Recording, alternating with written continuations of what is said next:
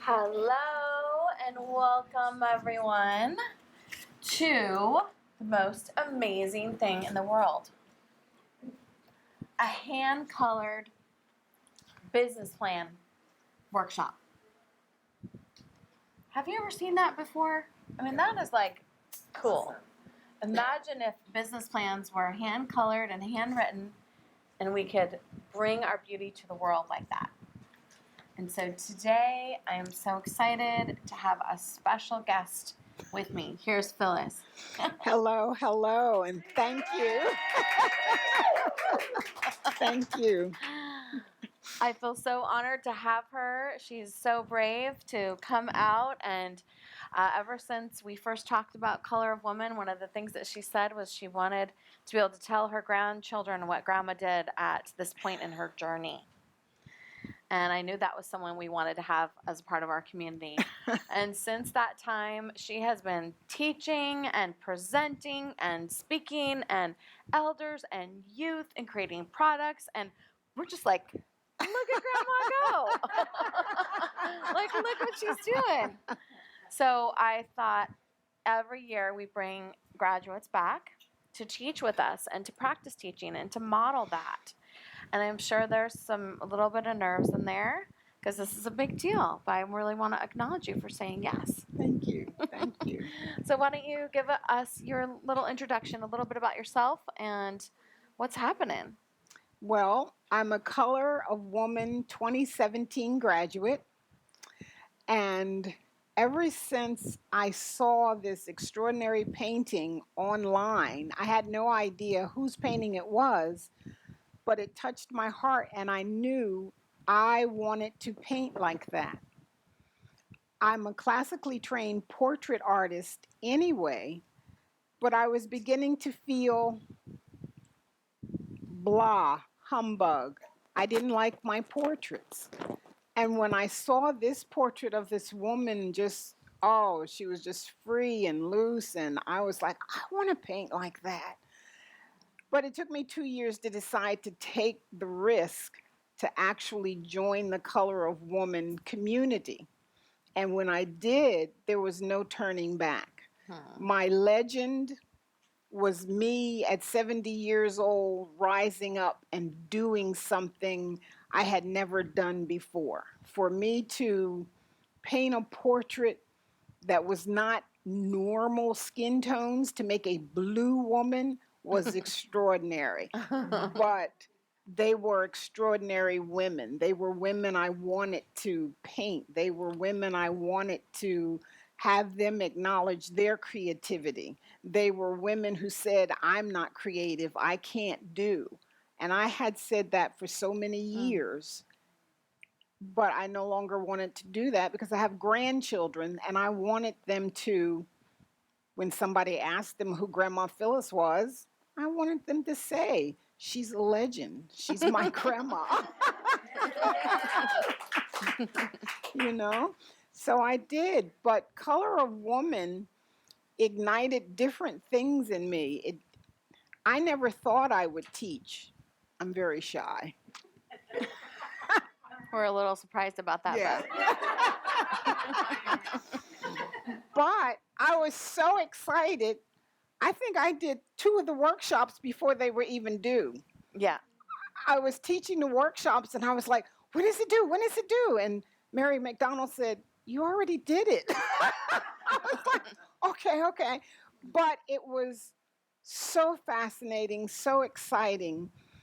And to see the faces of the women that took the workshops and to see how they experienced what they created, what they painted, was marvelous. And that's the feeling I liked. I wanted to see more women show that kind of expression and feel that way. So I thought I was going to have online courses and have millions of women taking my classes. I just forgot one detail. I had no clue how to videotape or get a course online. So that didn't come to fruition, but what came about were opportunities for me to teach. I teach at a senior community center. I teach at a Maitland Arts Center. I teach privately. I have women that ask me to do their portraits, but they say, we don't want the kind of portraits you used to do. We want those new women. And I call them my divine feminine portraits because I have them send me a photograph and I paint their essence, what I see in the photograph that they send me. And it's just a different way of working, but it's my heart. It's how I love to work. It's not that I'm afraid of technology. I'm learning it slowly, just real slow. But it's so great. Mm. And when people ask me what intentional creativity is, I said every kid has a dream. We all had dreams. Now it's dreaming and putting your dreams intentionally forth, bringing them out, whether you're doing it on paper or on canvas. Just play like we used to play. Mhm. And that's the fun part that I enjoy. I love that. It's so exciting. And I hear that you've been painting some paintings for your grandchildren and now they all want one. Yes, I have a granddaughter who started college today, but for her graduation gift, I kept thinking I didn't have the money to purchase her a graduation gift. And I said, I have a gift. So I drew a portrait of her. And at the graduation party, on the cover, I had painted a garden and I had birds. And I said, two things parents give their children, one is roots and one is wings. But when she opened it and saw the portrait, the look on her face was priceless. She was like, oh my God, it looks just like me. And everybody was looking at, now the other 5 grandkids expect a portrait. I have one that just turned 12, and she said, Grandma Phyllis, you didn't come over and bring my picture? I said, it's coming. I'm going away. I'll do it when I come back. I have one that's going to be 14 the end of September. He wants one. And then one in December, they want one. I said, okay, I've started a legacy here. That's right. It is a legend. I believe you brought yourself into legendary status. But it's so much fun, Oh, I love that it feels fun to do that. And I love that your family's engaged in the whole process. They are. And one of the things we've talked about a little bit is about that difference between the portrait looking out at something and trying to duplicate it, and then the drawing the images from within. Mhm. And we particularly had a conversation about this when we invited Phyllis to create this painting. The red thread runs through us. That is a representative image for Red Thread Connect and our service work in the world, and an image of diversity and our growing powerful desire to have actually diverse group of women from around the world, which isn't so easy on any of the sides of trying to bring together all of the colors and the cultures of people. So I thought, I want her to create an image of that that's going to hold that resonance for us. And so this is the painting that she did. Mhm. Isn't it beautiful and amazing? And so for this one, you did research on the different features, which I would love for you to speak to us about, but you also drew the women from within you. Yes, I did. I wasn't, the research was mainly on how to group the women together. So I just did research on groups of women, 4 women in particular, and just looked for a grouping that fit me. Now, the women that I found had no hair because it was just an outline of 4 women for whatever reason. But I was trying to decide whether I was going to put crowns on them, whether they were going to have hair. I didn't know how I was going to decorate them. I didn't know what I was going to do. So I started looking at different cultures. In the African culture, body decorations are done in dots. They do dots all over their face, dots all over their bodies. A lot of times it's jewelry, but most of the time it was dots, and they have the jewels and things like that. So I knew I wanted to do that. The symbol on her forehead is the eye of God, seeing within. We always talk about the third eye. The American Indian, I looked up images, and many of their decorative faces was like a mask that they had across here, and it's a symbol of power. I looked up the Japanese woman or the Asian woman, and believe it or not, that was the hardest one to find decorative effects for. Most of them were geishas, and I found some that did have decorative effects. Their faces are painted white.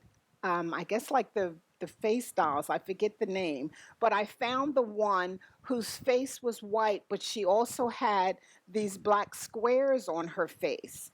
Now, the three women were colonized or interned. The Caucasian woman has the dual face, the split face, because being a Caucasian woman, she does have privilege, but she's still a woman. She's still been suppressed. She's still been owned like she was property, treated like chattel. So the thing that ties them together is our womanhood. That red thread is our blood. It's our stream of blood. And that red thread connects all women.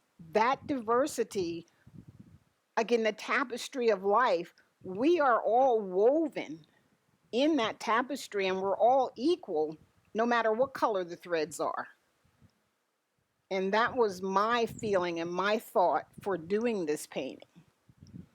It's so amazing. Really is. And how did it feel for you with the idea of creating an image which holds the energy and the image representation of us really coming together, sort of post colonization of our minds and hearts and bodies? Once I got past the fact that I had to actually do skin tones that looked normal, I was really thrilled. And I noticed that when I am totally involved, heart, soul, and mind in a painting, it's done quickly. There's no thinking about it. There's no processing it or thinking it's for me it was completely after doing the research, it was completely right brain. I just painted it. I knew what I wanted. Now there are layers under there because at first she had lots of dots all over her face. You know, the feathers were down here and I moved them up into a prom. You move things around. And the thing that Shiloh told me that helped me the most was it's acrylic paint. If you don't like it, let it dry and paint over it. And I've done that with this painting until I got to a point where everything just clicked. And I did one woman a day. So the painting was completed in 4 days. You know, it was just like, okay, I'm going to bed now. And then I get up the next morning and I did it. So when you feel it, it's there, you know. Mm-hmm. Well, we're honored to have it and to share it with the community. And that was one of the things I wanted to ask you of what would you say to people who are just starting out or who don't feel creative or don't feel like they belong? What would you say? I would say my favorite author or an author that I've read, her name is Anais, Anis, Nin, Nin. She said the pain, the risk to unfurl becomes greater than the risk to remain tight in a bud. If your fist is always closed, you're never going to receive anything. So just take the leap, take the step. If I had never decided to call Shiloh and say, I'm going to do it, I'm going to be a Color of Woman 17 graduate, and I just said it, I had no money. I live on Social Security, which is definitely not a whole lot. But once I said yes, the whole universe worked towards me to get here. My daughter created a GoFundMe campaign. That's how I paid for it. You know, just little things started happening. People would text me on or whatever you do on Facebook and you know, and they would say, "Oh, we love this. This is such a wonderful thing you're doing." And I just didn't want to stop learning because I was a new lady. You know, Right? I'm like, that's not happening. I knew I loved faces. I've always loved faces, but I wanted them to mean more. And one of the most important things for me is I started also teaching at a safe house for women because I wanted to work with women who had been abused to teach them to bring those stories out of their systems, put it on paper, put it, down. And I said, if you can't get to the perpetrator, tear up the paper. Yeah. Just, and then we can use it in a collage, but get those feelings out so you can move on. Think about what your next step is going to be. You can't stay here. Mm. And that's what was fulfilling too. And I would just do that. And I've taught it to teenagers. Just intentional creativity, like you said, can be used anywhere for anybody. I love that. And what were you doing? What have you done in your life? Like you were, you did portrait painting, Yes. but what have you spent most of your time working with? Well, there are some things that I would say to those who think they're not creative or don't want to take a risk. I took a risk and entered a contest. I said, well, I had a whole lot of portraits in my house that weren't going anywhere. So I sent in an image to is it Art in America or Artist Magazine. They have a portrait contest every year, but it's international. And I mean, you have serious portrait artists entering this thing, Daniel Greens and all. I said, oh, what the heck? I'm going to send mine in. Well, I didn't win the contest, but guess what? The publishing house emailed me and asked me if they could publish my portrait in a book. I'm a published portrait. It was published by Northlight Books in a book called Portraits Art Journeys 100 Top Contemporary Artists in America. Trust me. I keep looking at that book like it's not real. Oh my God, I'm in there. So if I had never entered the contest, they would have never seen the drawing. And I remember you were like, I entered this contest, and if I win, I'm going to pay for Color of Woman. And I was like, okay, you let me know what happens with that. And I didn't win the contest, but look what happened. And then Color of Woman gave me the courage to create a coloring book. I drew 32 portraits of women and girls and put them together. My grandson, who was 10 at the time, taught me how to use CreateSpace. And I published a coloring book, and it's on Amazon, Amazon.com. And it's about us, fierce, fabulous, and feminine women. That's so great. I'll always remember after Phyllis came into the community, she's partway through Color of Woman, and on my Facebook feed, there's like this bag for sale.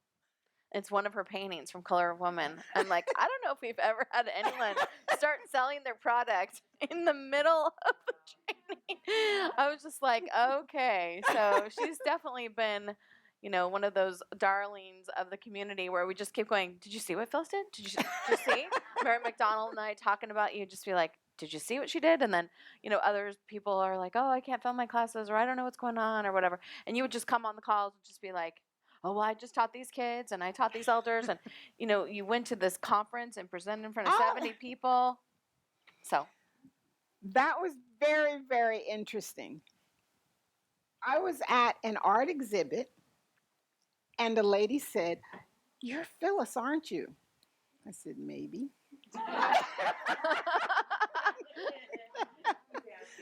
But she said, I belong to the Seminole County Arts Association. I would love to have you come speak to our group. So I said, oh, sure. I thought it was going to be like maybe, small group, 5, 10, 15 people. No, it was like 100 people. But it was so great. They loved, I talked about creativity and intentional creativity. From that, I had about 7 to 10 of those artists come to the classes that I was teaching. And they continued to come because they said they were stuck. You know, these are watercolorists, these are painting on silk. These are artists in different medium, but they said they felt stuck and they just needed a different way of looking at their chosen medium. And I was like, when you came to me, and it's just so fun to see their faces when they create something totally different. You I know, love that. So good. So many wonderful stories, and I just love your bravery and courage and how you've been just really getting out there. It's a real inspiration, isn't it, to yeah. really see. And today you also have brought some of your vision books. So in Color of Woman, we create visionary plans, our full color business plan books. Yeah. And maybe you could just hold one up and Okay. show us. I'll start with this one. I taught a class of 17 to 20-year-olds. They were aging out of the foster care system. And the class had about maybe 10 boys and girls in them. And I taught the vision story book to them. And I explained to them what each step was. And I would ask them, you know, what is your passion? What's your dream? And these are kids, you have to understand, men, you know, if they're aging out of the foster care system, that means they were not adopted. They've just lived in foster care their entire lives. So maybe no one ever asked them what their dreams were. This young woman said she liked to work with her hands. I said, well, what do you do with your hands? You like to do nails? And she says, no. And as I went around and I came back to her, she said she wanted to be a female woodworker. And she found a picture of a female woodworker. And so this is her book. This is her book. And she drew images of, she wanted to have furniture, build furniture. And her customers, she said she wanted them all over the world. And then here, her offerings, she just listed all different kinds of furniture and things she wanted to do. Then how she was going to share it, she wrote in the networking, Facebook, Instagram. And here, abundance, she said she wanted to be known worldwide. She wanted her furniture sold worldwide. And for collaboration, she wanted to work with other woodworkers. And this girl was 17. Thank you. And she may not have ever, did that. Most of us didn't. Yeah, show another Okay, one. this one I did for a group of entrepreneurial women who had done business plans, the regular kind. I'm just wondering how you're finding all these contacts. Don't you want to know, like, who's in Phyllis's little black book? Because, like, I'm like, we're talking these conferences. Oh, and the art show.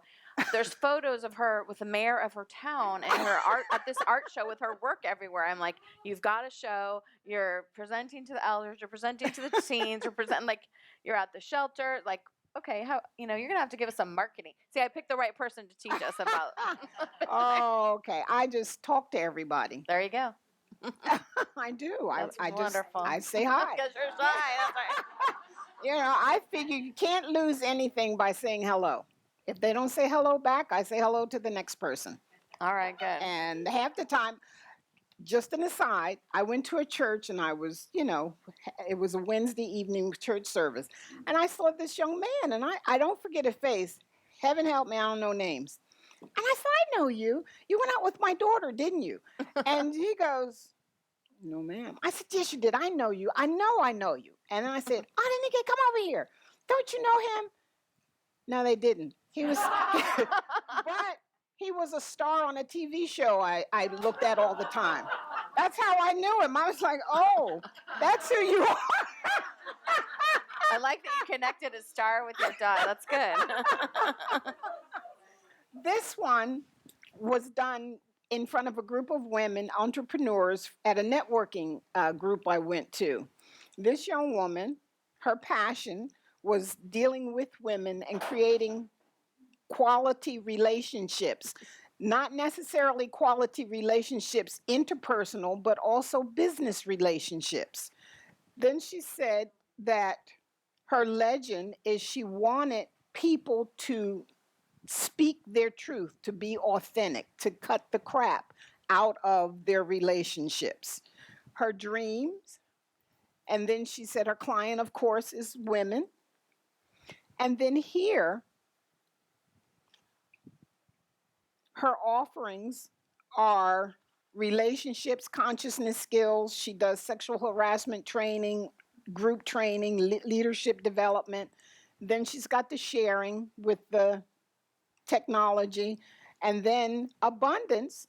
And abundance does include money because you need money to invest in yourself and in your business.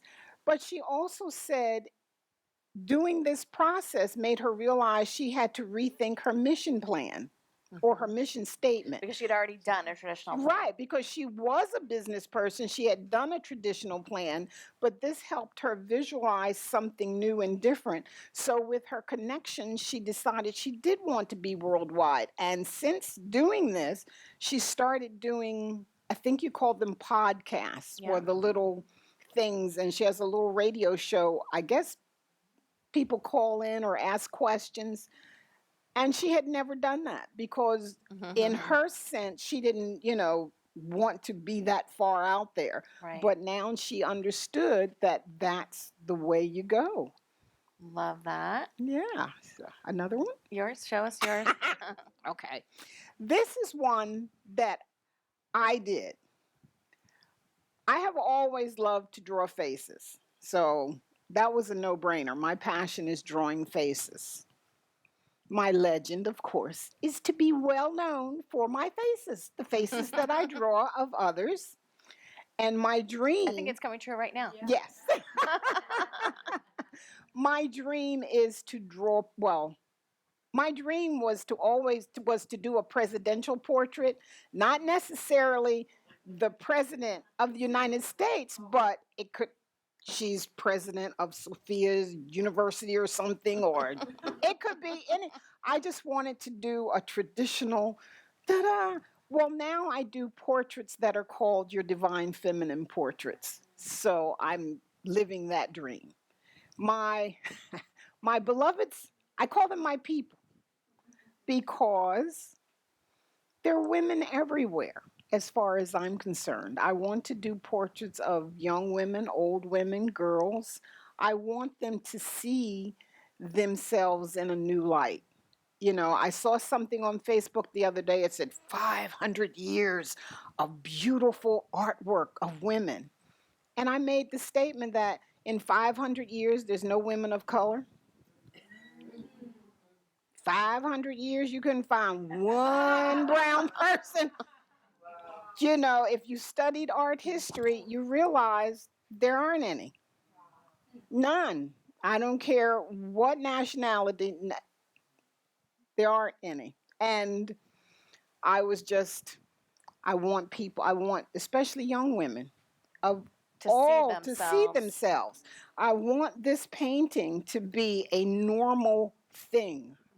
I want them to know that, to create their own images. That's what we're about. Yeah, and I feel like one of the things we talk about in Color of Women of creating the diversity, one of the decisions that we made with the other women of color in the program was one of the things we want to do was to show women of different colors together as an image, like to actually be the image together that we're trying to create. Like, don't just talk about diversity, actually be the image, be the artwork, and work together and collaborate together and have your picture taken together. We're going to create the future through showing what this looks like to be together. Right. And that's part of what you did here. And I love the idea that there are so many of us all around the world, diverse women.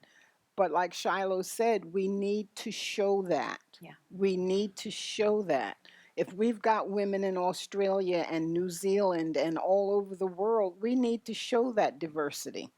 In here, I was talking about my offerings, so I will offer all kinds of things. I thought I was going to offer online courses. It's not too late. You're doing it right now. I intend to because I have a project.